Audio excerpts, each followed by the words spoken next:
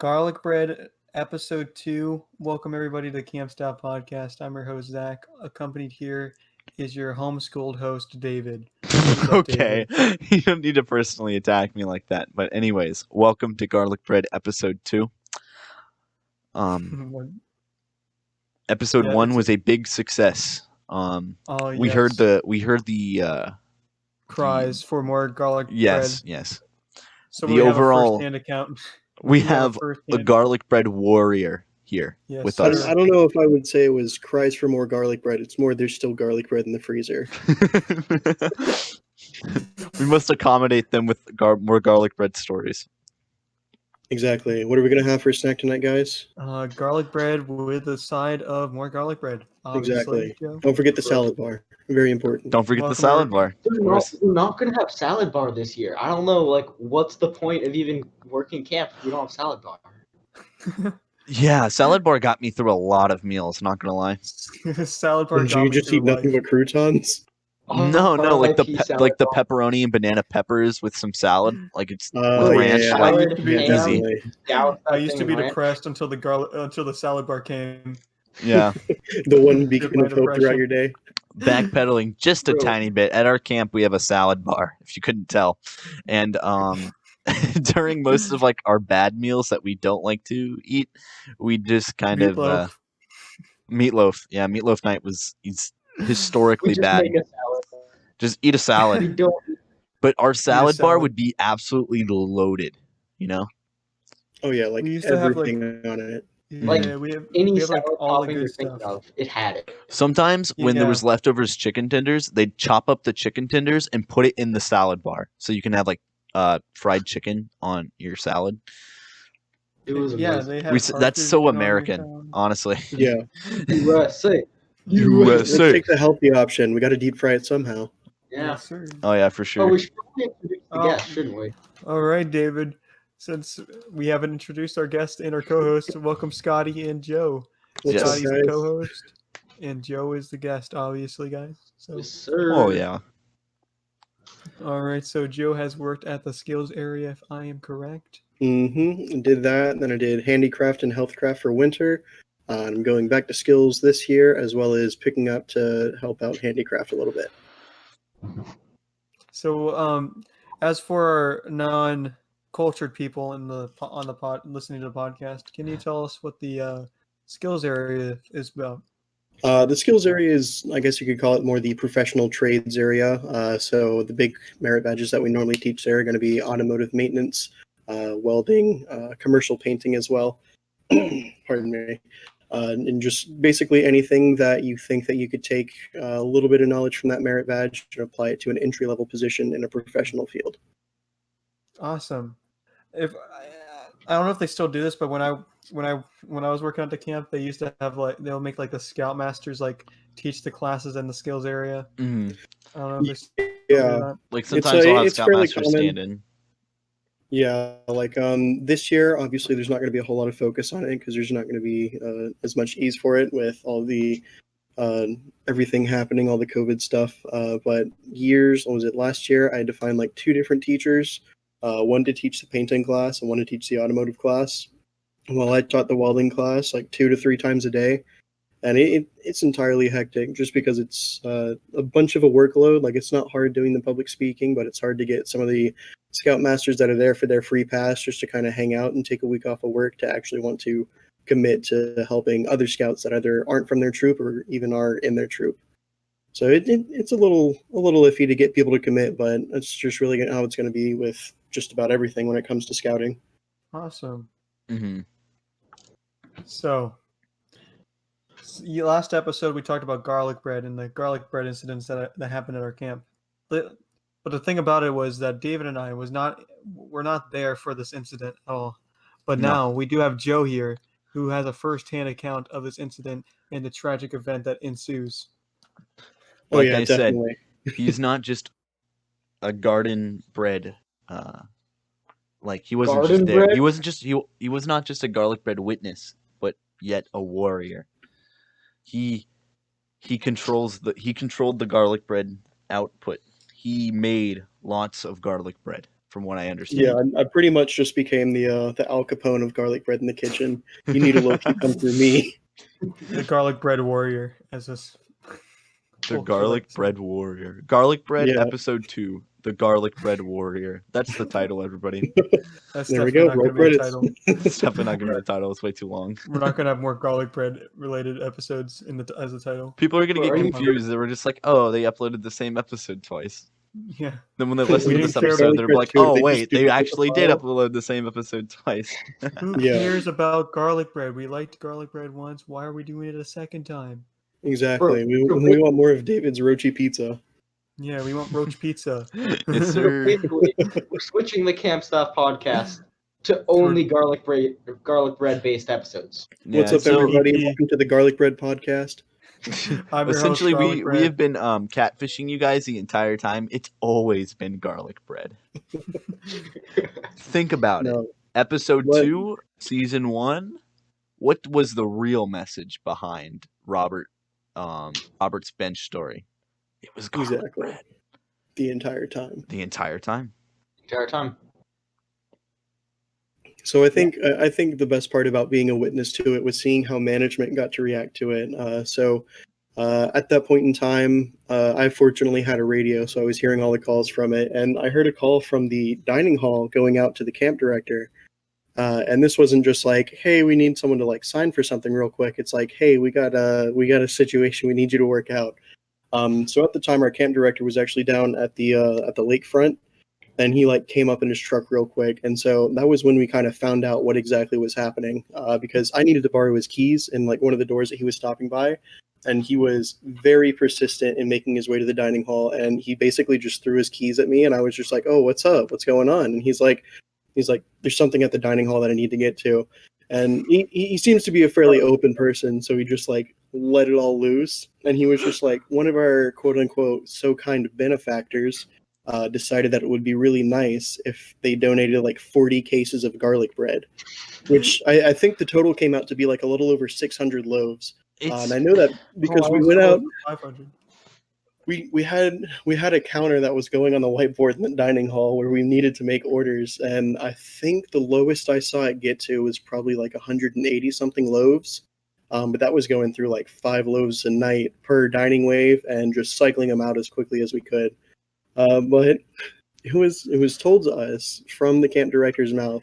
One of our so kind benefactors decided at the last week of camp that he decided he wanted to make a donation for spaghetti night whenever the parents were coming. And we're like, oh boy. And so we thought, all right, maybe a couple extra cases. Oh no, like we're talking all of the freezer space that was left was completely filled with garlic bread. There has to be a valid reason for it other than just the kindness of his heart. There had Tax to have breaks. been like, hey, guys, we accidentally ordered too much garlic bread. What are we going to do with it?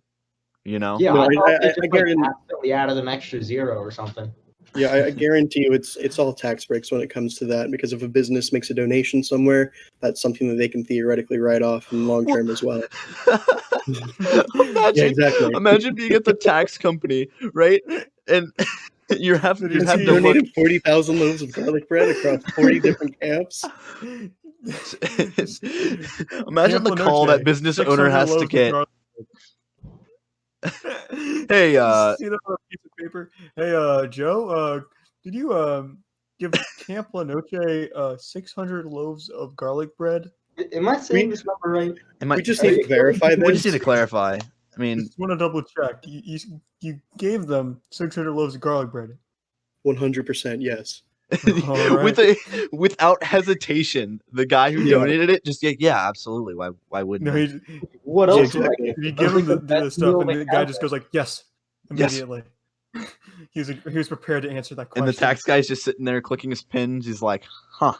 Okay. What was about great, that? though, is people figured out garlic bread pizza. Just a normal day at the office. Just 600 a loaves of normal day at garlic the bread. office. What was that, Scotty? What was With the great was hungry when kids. people figured out the Hungry garlic bread families, pizza. but we give it to That was that was actually also me that figured out garlic bread pizza. Oh yes, Joe Oh, is was the let's- founder. yeah, he's the Gordon Ramsay of garlic bread pizza. Let me tell you. It's just So the it, Gordon Ramsay of garlic bread It overall. started fairly simply. It was family night. So we had a lot of family members that were coming, and normally we do the spaghetti dinner. So that's why the garlic bread always ends up showing up at that point in time. So it was a regular occurrence to see some garlic bread, just not the monumental amount that we normally saw. But every once in a while, one of our centers, they put on a show for the parents, and then after that, we normally have just your usual your Cracker Barrel and just kind of hang out and socialize with each other. And so one of the assistant camp director helping out last year, who is the camp director this year, or the summer camp director this year, he was like, well, we gotta figure out something because the person that was hosting the event just kind of went through the paces with it, and they just went ahead and said concessions will be at the WT Bland Dining Hall, and we didn't have anything properly prepared from the dining hall staff earlier that day, and so me and another area director, we look at each other and we turn back to the director, and we're like, "There's always garlic bread," and he's like, "You know what? Don't tell that to our regional director, but go ahead and get started on it." So from that point I think that was the original point when we discovered kind of garlic bread pizza, because we always get the commercial size cans of the sauce and the giant 10-pound bags of cheese, and so we're like, throw it together and it takes 10 minutes to actually bake it itself. So we had like quite literally industrial ovens full of garlic bread, just pumping these things out like day and night. We had so much extra, like at staff camp. Every evening, if you were just feeling a little bit hungry, you could just pop a whole half loaf into the microwave and you'd have a good old snack. Honestly, no one would care. Every time I think of garlic bread, I think of the Chef Boyardee commercial where the can's rolling. But instead of the can, it's just garlic bread rolling. Rolling home. I'm not gonna lie, I took home 5 loaves myself. Mm-hmm. And like everybody just watched me take them home. They're like, nobody judged. Nobody was mad. Nobody was like, "Hey, don't mess with my food." Right? Everybody was like, "Please enjoy it." Exactly. Get rid of this. By all it's means. A plague. All right. Like sorry. It was something that was so interesting to a point that kind of talking with the camp management itself, you kind of had to think, all right, when is this wound not going to be tender to end up talking about? So there were a couple of times that we kind of towed the line, making garlic bread comments. And then once we got to a point that we got a solid laugh from our overall camp manager, we're like, all right, we can start joking about this now. It was the last week. It's that last week of camp management. Management's patient levels are so much like usually lower, but in this instance, I was honestly surprised on how just cool they were with it. Oh yeah, yeah. Like during like Young Marines and all that, they're not real. They're kind of just chill because they're just those things are like self-sufficient. Mm-hmm. Oh yeah, for sure.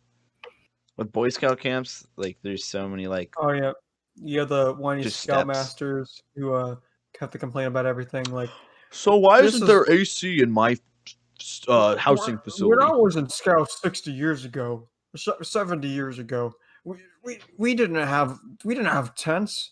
We had to sleep on the ground. And every camp out was a wilderness survival camp out. We had to dig holes. Why is there women on this campground? What I'm excited to see is the first Scoutmaster meeting this summer. That's going to be interesting. Oh my! They're going to be like, so hey, about those masks. The first complaint's going to be like, according to my physical disability, I cannot wear a face mask. So I have this card that says face mask free boy. All right, sir, you can go ahead and eat outside and cook your own meals. Thank you for coming to camp. Right. Dude, they might be better off cooking their own meals without the salad bar. Exactly. There's no point. Joe, I think it was Joe who put it on Facebook of this fake like ID card about face masks. Oh yeah, the American Disability Association had to come out and say, hey, some people are using an official Department of Justice seal on it, which technically makes it forgery of a federal document. And they're like, yeah, go ahead and don't believe that. But all or some of the theme parks themselves are kind of buying into it, and they're saying, all right, we can make alternatives to this just because they want to accommodate people and bring more people into the parks. Because let's face it, like 2.5 months of lost revenue isn't going to come back in a day. Mm-hmm. Yeah. Unless you raise the prices. There's like Exactly. there's I'm not gonna get political. Especially This is not what the podcast is. This is not what our platform's for. Mask or no mask, you still have to still like wash your hands, still stay safe and stuff. Like these are things people should be doing anyways regularly. I mean the mask thing is kind of new, right? But Yeah. people really people the are only just thing that's realizing changed. how much germs actually matter sometimes, you know. Mhm. But yeah.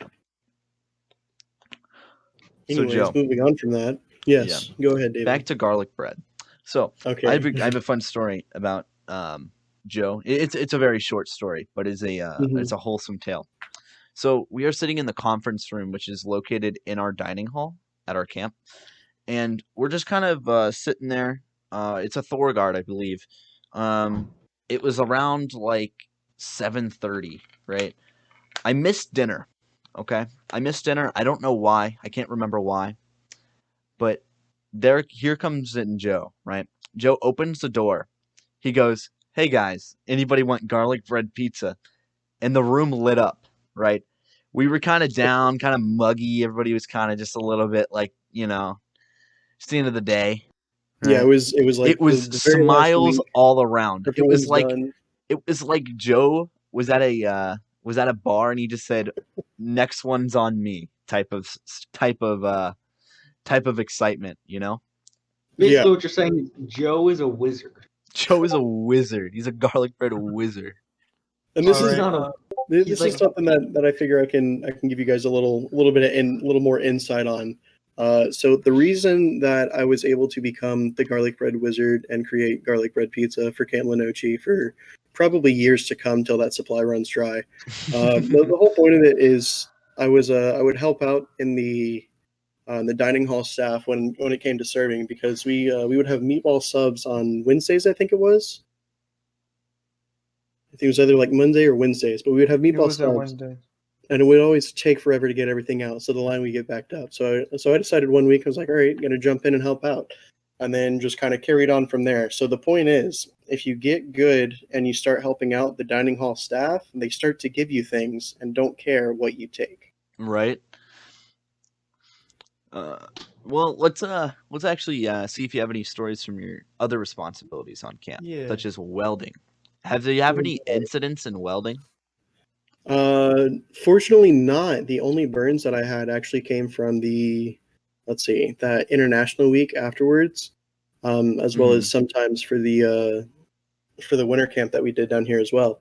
It would come to a point that we have an excellent woodwork, and we have a gentleman that comes in, and he graciously uses his time as well as to help out his own business. And he does professional woodwork.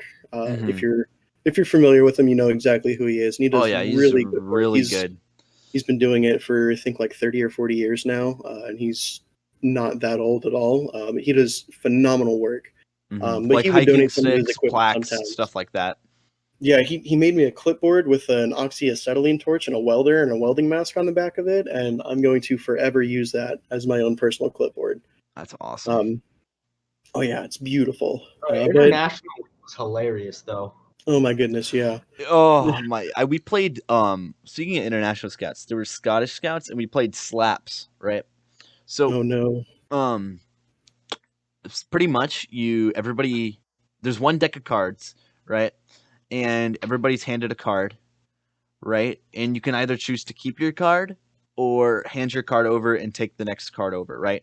And after the end of the cycle, whoever has the lowest card has to get their hand slapped by all the other players. Oh no. Right? And at the end of at the end, there was this one Scottish kid. He was like 11 years old, right? His hand was completely black and blue, and it had like a slash on it on his thumb, and it was bleeding a little bit. And he didn't care. Like he didn't care at all, right? Oh yeah, some of these kids are savages. Some of these kids are just like, wow. I don't know what predators they have in Scotland, but I'm pretty sure it's just the Scottish people now. Yeah, they're the apex predator. Right? Yeah. Yeah, After so I drinking was so much, they basically become immune to any pain. They start drinking at like 16, right? In Scotland. I have no idea. It is a low probably like age. 6. He's sick. It's They I think start it's drinking at an early 16 age, so they I think it's become 16 so at home, 18 in public. Gotcha. Yeah, Publix is pretty cool. Yeah. No, Chicken yeah, one also. time I was showing the international kids flint napping, which is pretty much breaking apart flint rock to create knives and such. So Mhm. I napped off a piece, okay, and I handed it to them and said, "Yo guys, be careful with this. It's sharp." And the first thing this one kid does is just cut himself with it. And I said, "Why'd you cut yourself with it?" And he said, "Oh, I didn't think it was sharp." Boy, I just Bruh. told you. Bro, that's Sorry, like man. a Some of these big kids bro that come moment. through. The Scottish Like troops, there were Austin. some of them. Oh, yeah, like Austin, but there were some of the Scottish scouts who, their parents would not like permit them to shoot rifles and shotguns because like they've never really had any type of experience with one, so they were just scared they might have gotten hurt or they're Yeah, it's like completely foreign to them. yeah, it's completely foreign to them because they're just not allowed to have them. USA.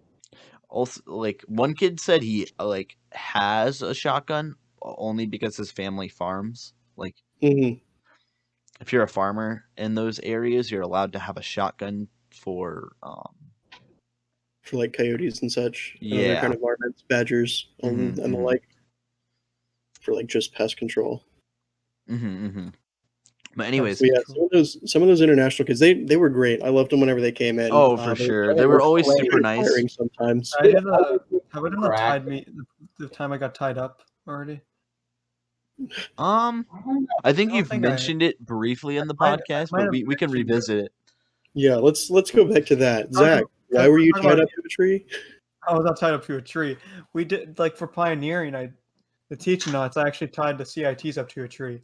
Funny enough, it was a good learning experience because the kids get to listened and watched and had fun when you see a CIT get tied up to a tree.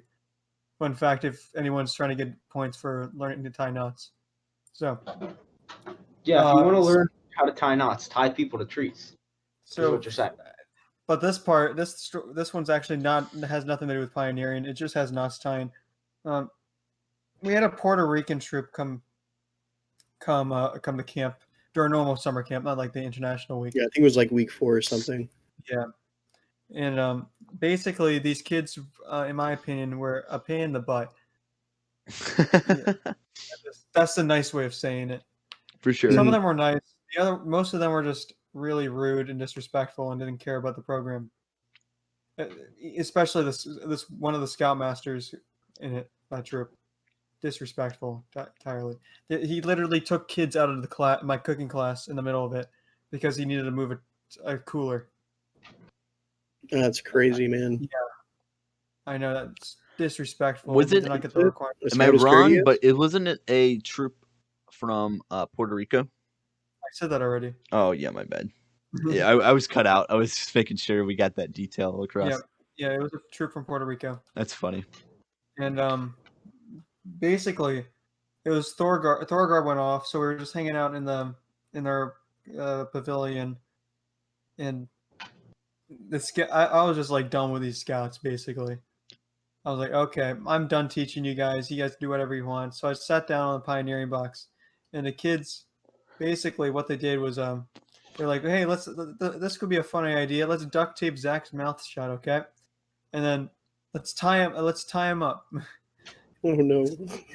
Basically, they tied me up, and I have a picture of the finished product. By the way, I could put this in the.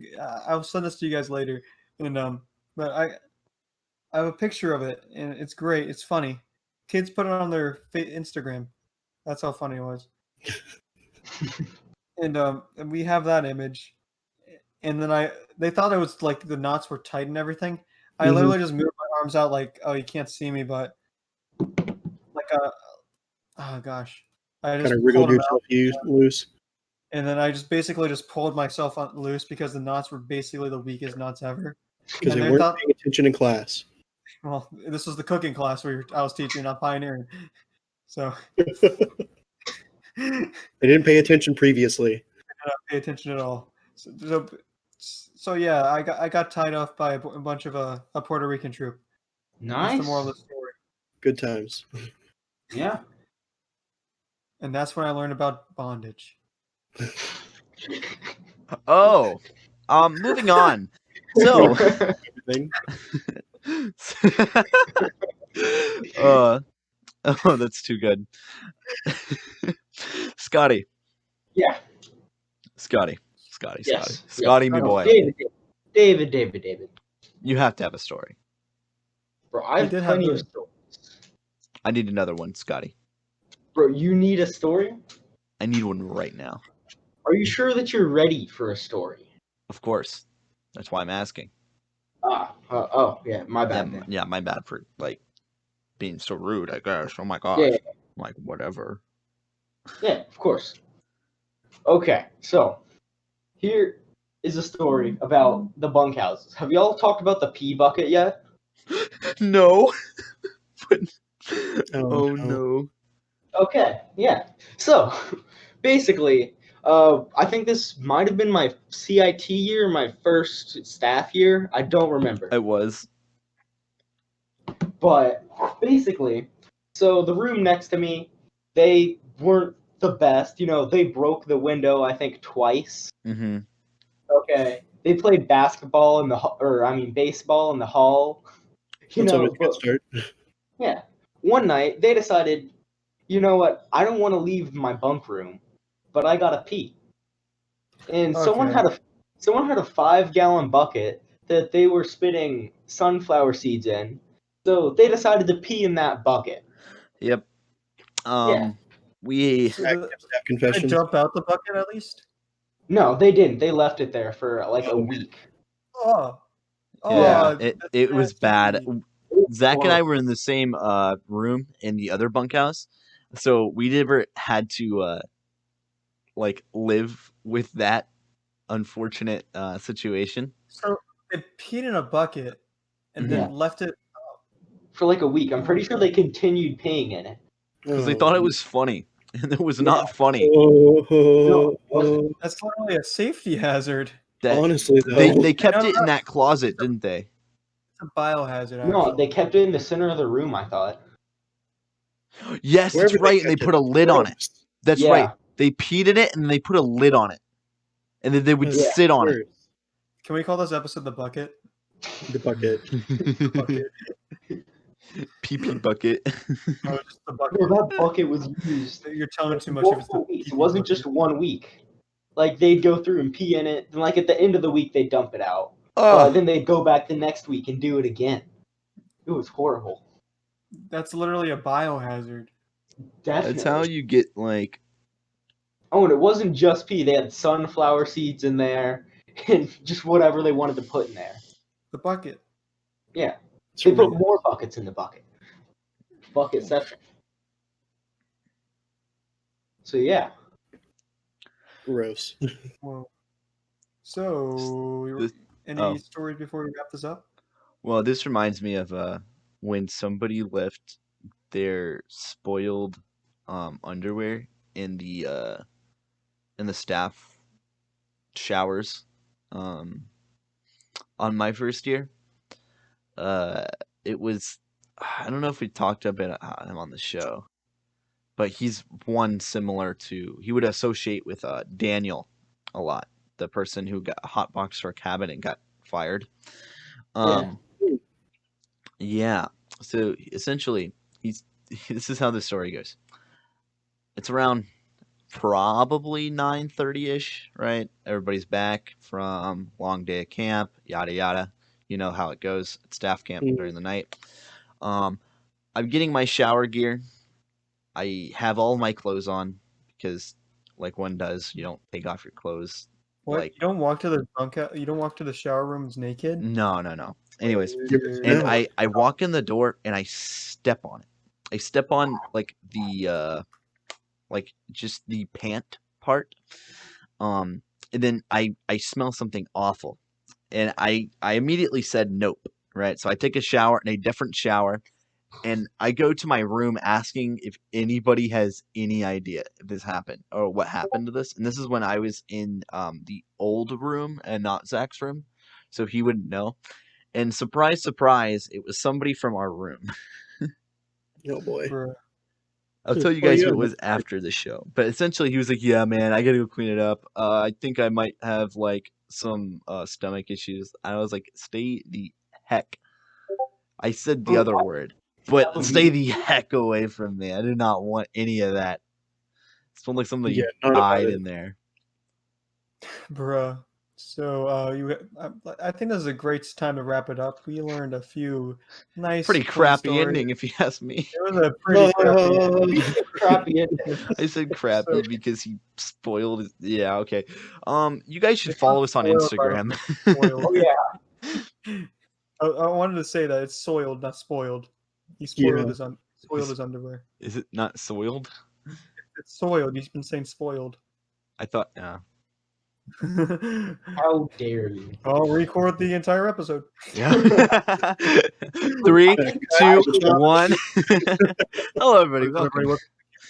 I think this is actually the earliest we've ever done an episode. That's not true. Yeah. Oh, we gotten it done. That's it. Like, it's not the Yeah. the shortest episode we've had. No, it's not. And thank you, Scoob, for being on the show. Dude, always. Thank you, Stormy, aka. Wait, no.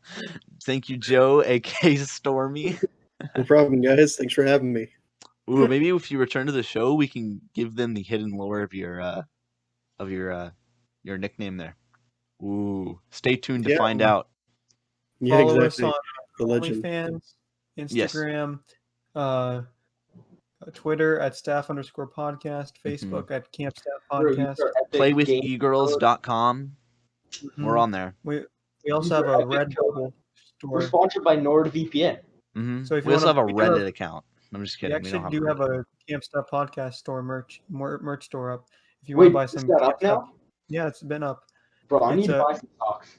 We have socks up. We do not have shirts yet, though. We do have socks, mugs, and phone cases right now. But Go cop some Camp Staff Podcast Go cop stuff. some merch, bro. we're I'm working telling on you, some it's great worth. shirt designs as we speak. So Do it in your cool. Do it in your cool. buy some clothes from our Chinese sweatshops. Thank you, everybody. Have a great Thank you, evening. everybody. Have a great night.